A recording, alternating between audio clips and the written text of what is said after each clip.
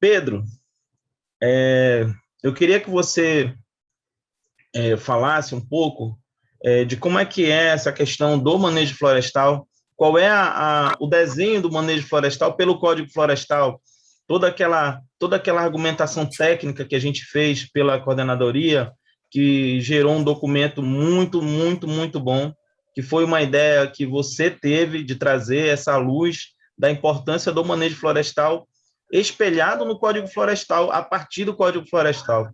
Então, Pedro, se eu puder falar um pouco desse tema. É um tema realmente que gera uma dedicação e um prazer de debater e estudar. Bom, por onde começamos? Até sendo um engenheiro florestal, né, a gente lembra que a formação do engenheiro florestal ela envolve, e quando a gente avalia essa formação, a gente faz uma análise das realizações de interesse social e humano que implicam no uso sustentável, no nosso caso, das florestas, né, e dos recursos florestais. E existem enormes desafios relacionados a esses empreendimentos, a realização desses empreendimentos. Então, a formação do engenheiro florestal ela busca atacar esses desafios.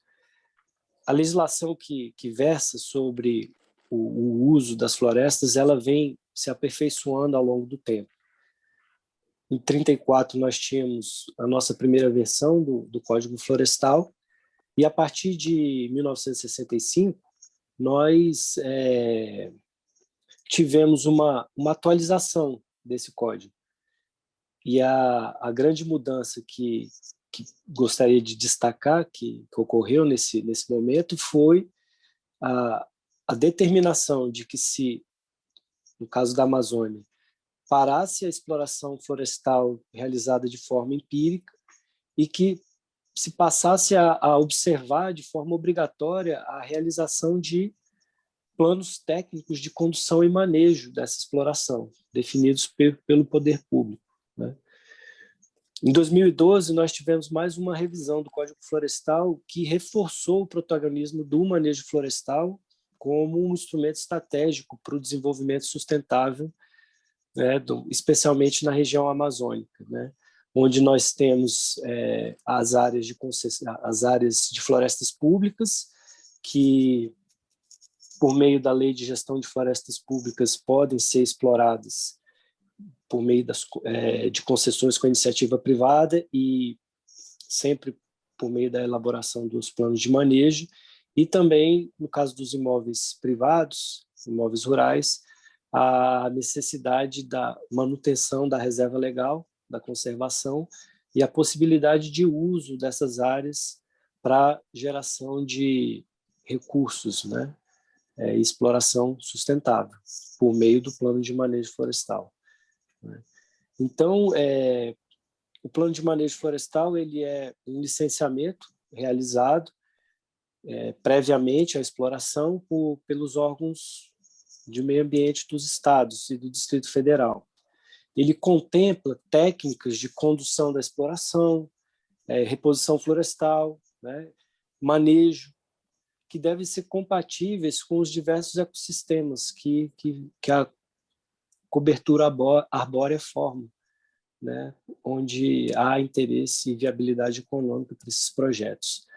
Bom, nós conhecemos, vocês aí da região amazônica conhecem essa realidade muito bem e percebemos que esse ciclo virtuoso de evolução do Código Florestal ele trouxe desafios que se colocaram perante a administração pública, né, desafios aos detentores de florestas e também àqueles que são usuários das florestas.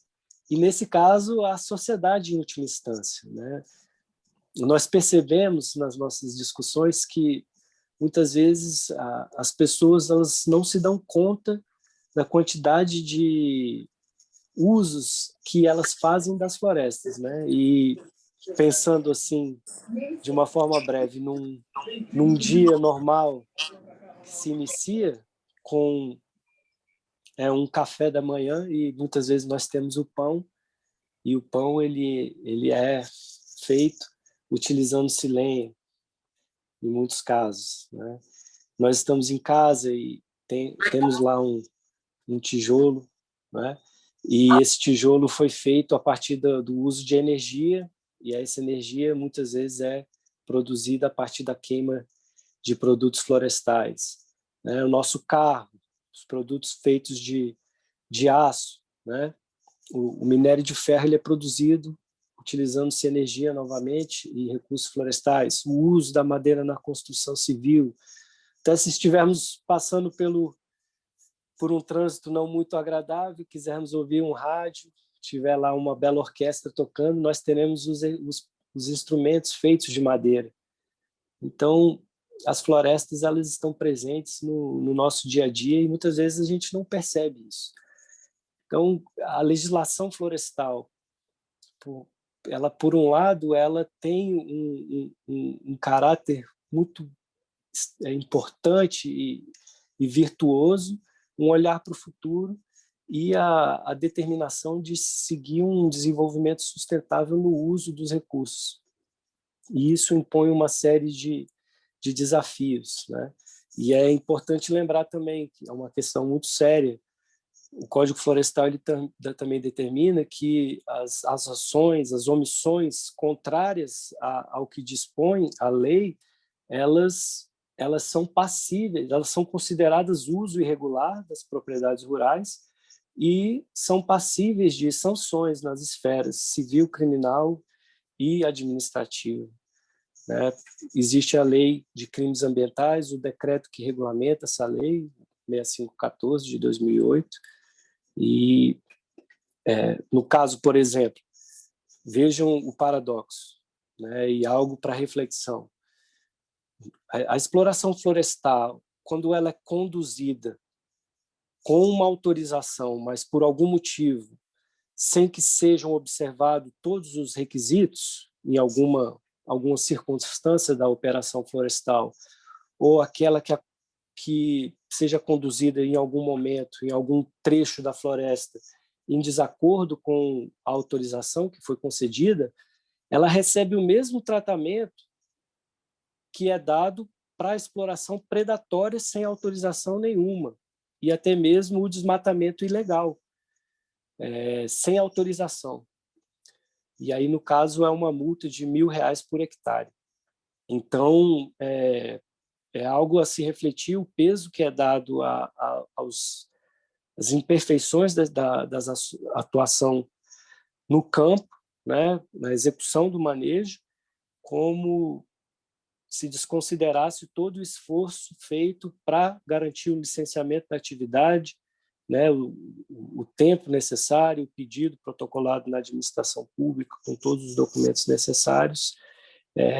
Independente de tudo isso, o tratamento dado é o mesmo quando não existe uma autorização para aquela atividade exploratória, né? Isso é algo que pode ser abordado e melhorado. Além disso, a gente tem estudado e acompanhado o desempenho de políticas nacionais que visam o controle do desmatamento na região amazônica, né? Eu comentei com vocês, houve, e acredito que ainda exista, um Plano Nacional de Prevenção e Controle, que era denominado PPCDAM. Eu trabalhei no plano estadual, no estado do Acre, mas algumas análises dos resultados desses planos, elas indicam, por exemplo, um estudo do IPEA de 2010, ele aponta que a efetividade dos resultados, as quedas do desmatamento, elas sempre estiveram muito relacionadas à ação de fiscalização, comando e controle. Os outros eixos do plano que previam instrumentos, políticas que garantam a transição para um modelo sustentável de desenvolvimento, eles apresentavam um baixo grau de sucesso, sempre apresentaram. Isso é uma realidade que ainda se percebe, né? E a análise do desempenho do setor nos mostra também que o impacto foi muito grande sobre a produção nesses estados, né? Então, de repente, é algo para se verificar o paradoxo de aumentos no desmatamento, mesmo acompanhados de queda na produção florestal com origem em espécies e florestas nativas, né? Então, isso nos leva a refletir sobre o que nós, quais são as estratégias e o que deve ser feito para abordar essa situação, né? Então, isso nos remete à atuação do profissional da engenharia florestal e, se nós avaliarmos a criação, a origem da profissão, acontece na Alemanha em contexto fora do contexto agrícola, em situações em que se buscava resolver o problema de escassez de madeira que a sociedade vivia à época, buscando o uso múltiplo das florestas. No Brasil, os primeiros cursos de engenharia florestal eles foram criados a partir de 1960. A profissão ela foi regulamentada em 1965. Então, o que a gente percebia naquela época era um contexto de mudanças na política de uso das florestas.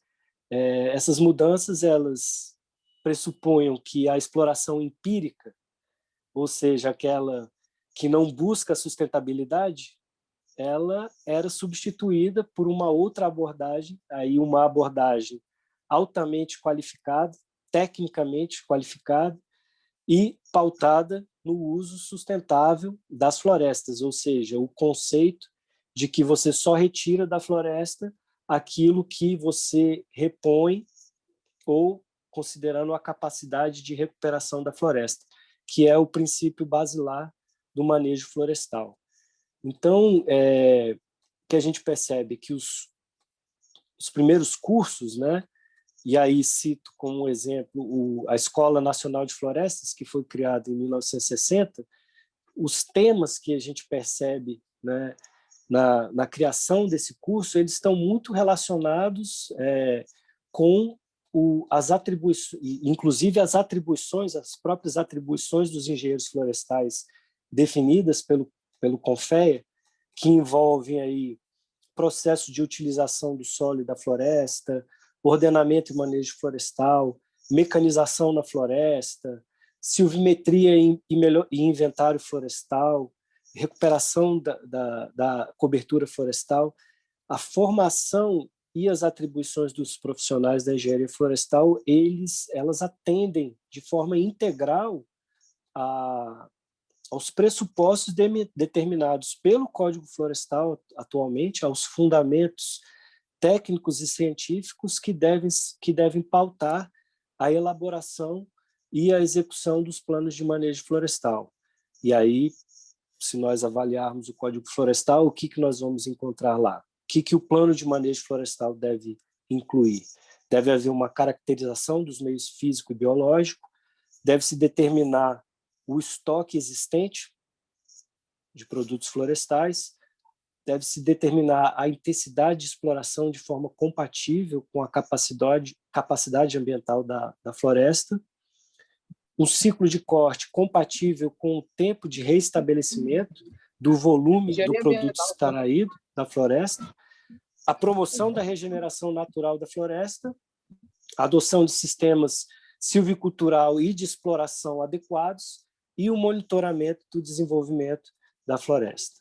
Então, era essa a contribuição que eu tinha para dar para o debate hoje.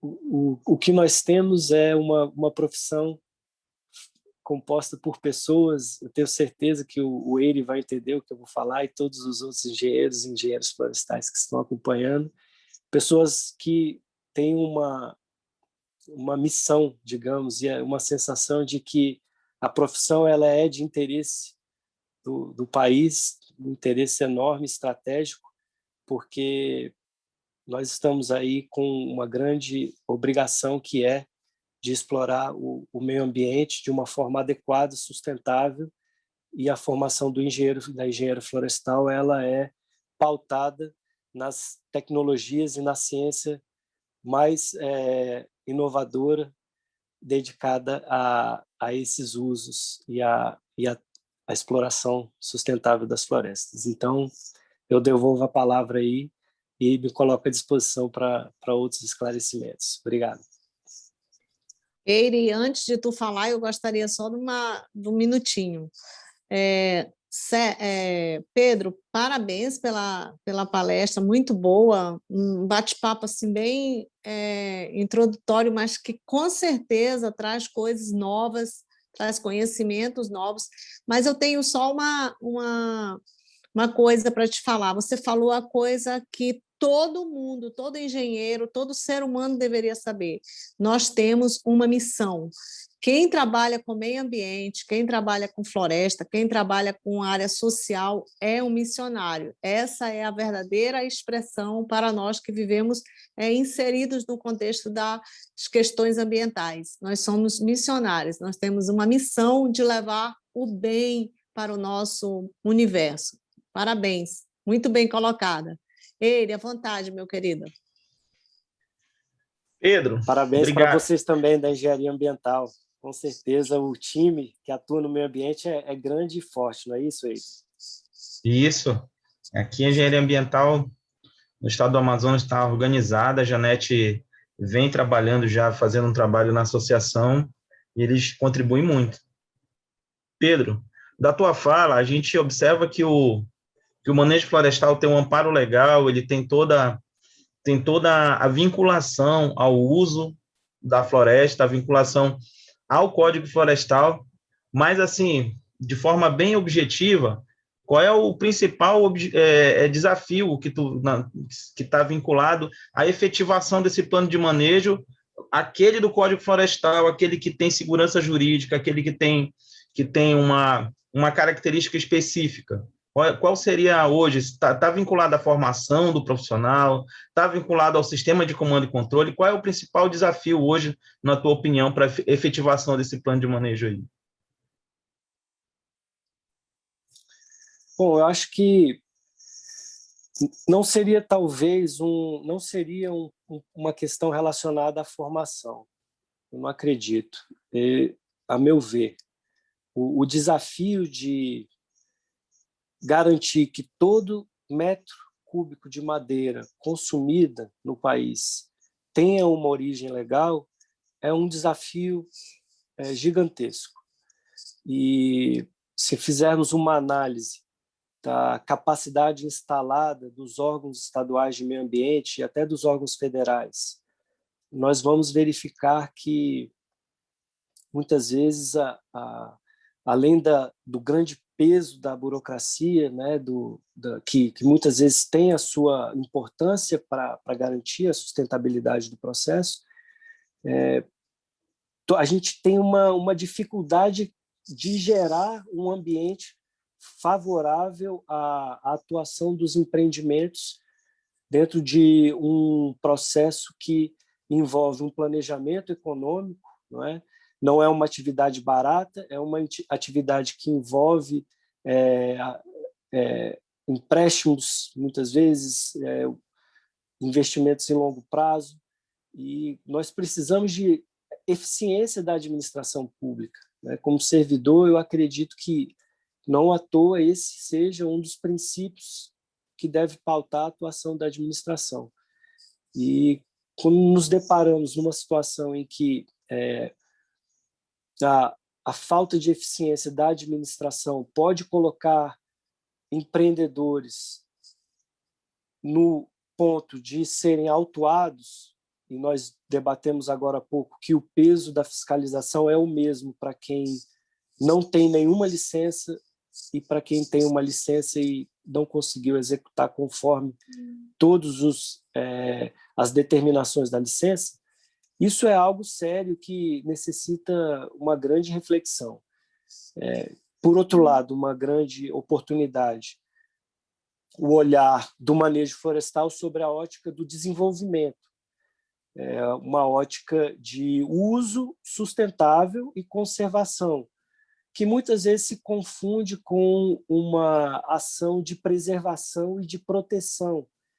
Existem espaços territoriais que se destinam à proteção e à preservação, ou seja, regimes de uso do solo mais rigorosos, e existem outros destinados à conservação e ao uso sustentável, que pressupõe a intervenção pautada no interesse público e interesse social. Então, o manejo ele ocorre nessas áreas onde a exploração ela pode ser autorizada. E olhar e trabalhar o manejo sobre a ótica de um instrumento de desenvolvimento, de geração de riquezas, de geração de empregos, de uma forma positiva, pensando que isso alça o manejo verdadeiramente a uma posição de ser um instrumento que pode fomentar a mudança em um novo ambiente de uso e geração de riqueza na Amazônia, torna-se bastante importante e algo para que a gente avalie e aproveite como muito positivo. Talvez a gente precisa rever algumas das sobreposições que existem nas instituições de governo, no plano federal, que atuam no manejo florestal e no uso sustentável das florestas. Minha sensação é que o país se beneficiaria muito pela criação de uma agência florestal nacional que pudesse regular e orientar no plano federal a atuação dos órgãos estaduais, das secretarias de agricultura estaduais, quando houver uma utilização das florestas buscando a sustentabilidade.